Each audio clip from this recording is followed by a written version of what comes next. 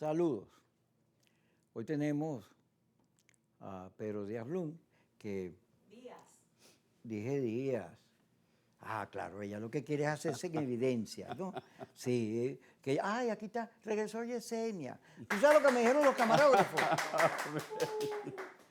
¿Tú sabes lo que me dijeron los camarógrafos? Dile a Yesenia que no hizo falta. Que Grecia está más simpática. Sí lo dijeron, ¿eh? Sí. A ver, un aplauso para Yesenia, ustedes que la quieren tanto. Yesenia, mira, ella dijo aquí que se ha operado de la vesícula, pero yo creo que fue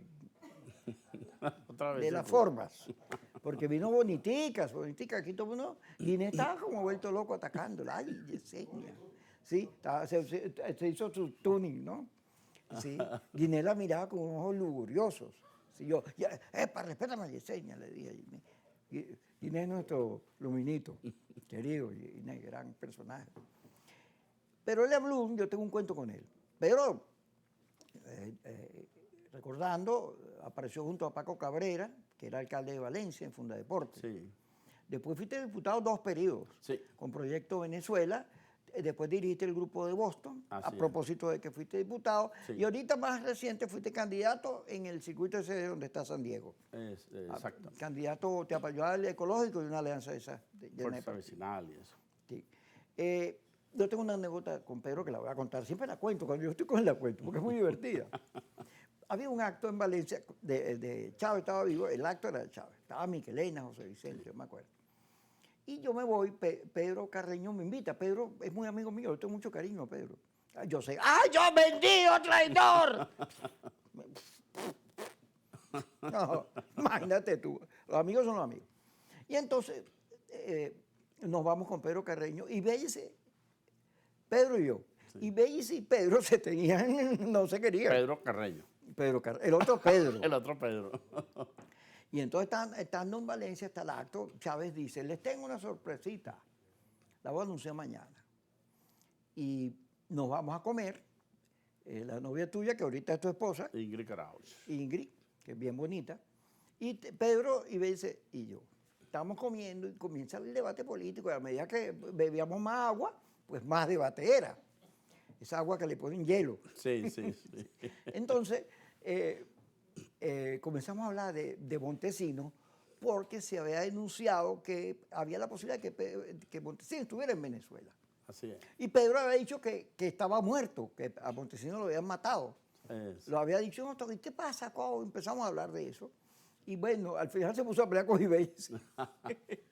Porque no se llevaba muy bien. Pero nos acostamos.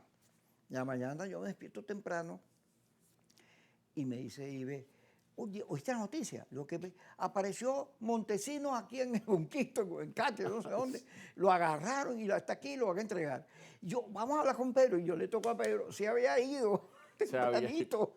Cuando yo llegué al hotel a buscarlo, ya se había ido. Tú me dices, no, Pedro Carreño se fue. Y yo, ¿pero por qué? No, apareció Montesinos. Sí, claro. Y él había dicho que estaba muerto. Que era una tesis de él. Pues. La tesis de él. Entonces él se fue a ver cómo era el asunto, ¿no? Y entonces la anécdota quedó ahí por todo lo que significó el cuento de Montesinos. Montesinos era un personaje gris, lúgubre, macabro, perverso, que hacía cosas. Él agarraba, cuando Fujimori estaba mal en las encuestas, agarraba las vírgenes de los pueblos y les inyectaban una cosa ahí para que lloraran. Ya, la Virgen lloró. Imagínate el nivel de perversidad que tenía ese personaje. Además desaparecía, torturaba, era muy malo. Era un bicho. ¿Tú te acuerdas de todo eso? Claro, mira, una parte de la anécdota, que estábamos en un sitio que tiene un vidrio y en ese vidrio tiene una cascada por fuera, vamos a decirlo así. Entonces tú veías siempre como lloviendo. Entonces yo llego y les decía a ellos, pero estábamos pasando buenísimo, ¿no? Conversando, política, etcétera. Y yo les decía a ustedes, les decía, en lo que deje de llover, nos vamos.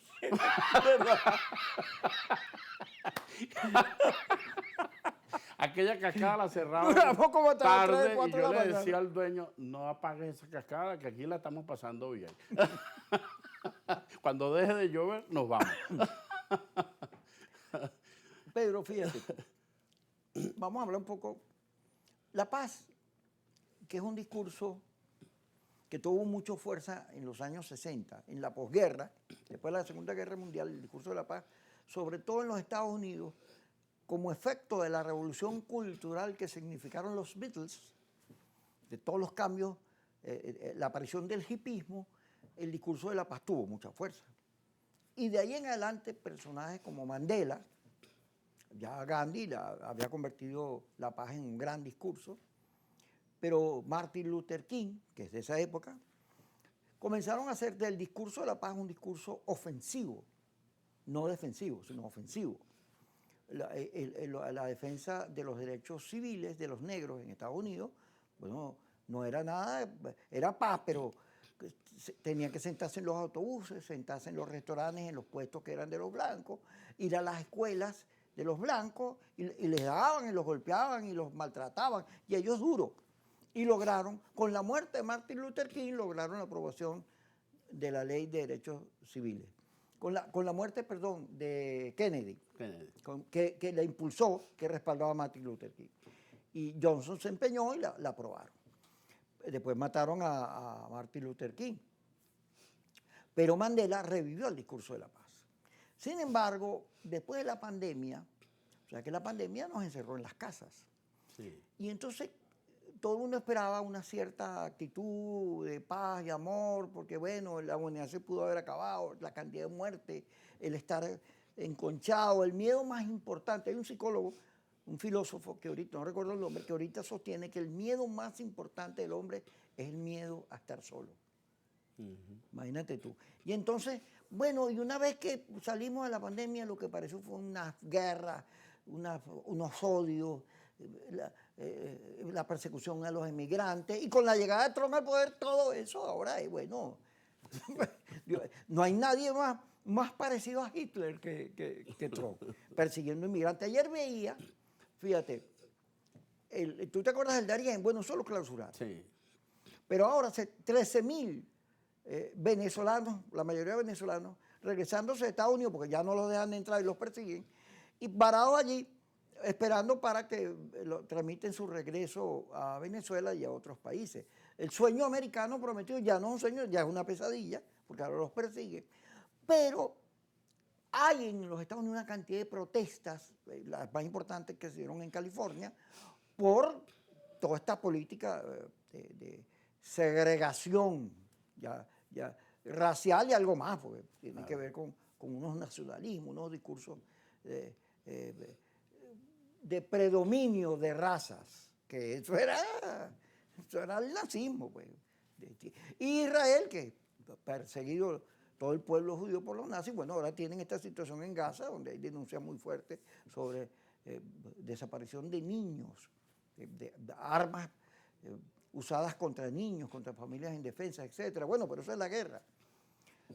Y la paz, yo estoy convencido que la paz no solo es la solución para el mundo, porque no puede ser que la racionalidad que ha construido los chips, la inteligencia artificial, los drones, todo eso, no puede entender que la guerra es un peligro, que la guerra es la violación de los derechos humanos, no se respeta la vida. Pero resulta que ahora hace falta discurso de paz.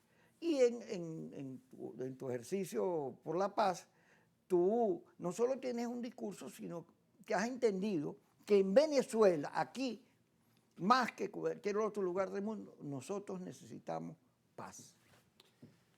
Sí, no solo que necesitamos paz y eso, sino que es relativamente posible o fácil construir la paz en nuestro país por nuestra idiosincrasia. La idiosincrasia ayuda, ¿no? Somos amigueros, somos amigos, ¿no? A ti tú dices, bueno, Pedro Carreño es mi amigo, ¿no? Por cierto, amigo mío también es. Yo, igual que tú, no tengo problema en decirlo, porque mucha gente tiene amigos en todos los sectores, y somos así. O sea, nuestra idiosincrasia nos permite que fácilmente podríamos construir la paz. Entonces, esa paz yo la dividiría entre la paz del pueblo, vamos a decirlo así, al final es la misma, ¿no? Pero ya para bajar a ver cómo podemos hacer. Y hay una paz que tiene que ver con el liderazgo. El liderazgo no es solamente el liderazgo político, hay un liderazgo económico, religioso, etcétera, etcétera.